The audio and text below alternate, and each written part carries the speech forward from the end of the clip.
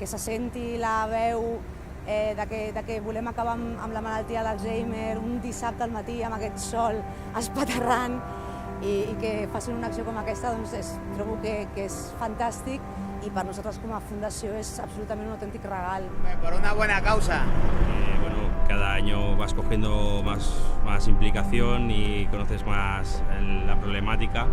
Helicópteros, vehículos y demás, porque cada vez quieres que no el desafío es un poquito mayor, ¿no? Y queremos involucrarnos un poquito más y a más gente, a más compañeros, y la manera de involucrar a más compañeros pues es con sus herramientas de trabajo, ¿no?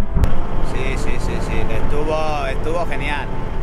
Y realmente pues moralmente y socialmente pues te ves un poco abocado a responder un poquito a lo que piden y hasta dónde puedes llegar en ayudarlos. Perquè la il·lusió de la gent, com que vas veient la gent que se va afegint a aquest tema, pues, dona molta il·lusió, no?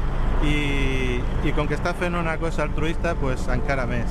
Todo lo que sea que la gente sepa cuál es el problema y se conciencie un poquito de lo que está sucediendo, yo creo que cada granito de arena que se ponga ayuda a construir el castillo.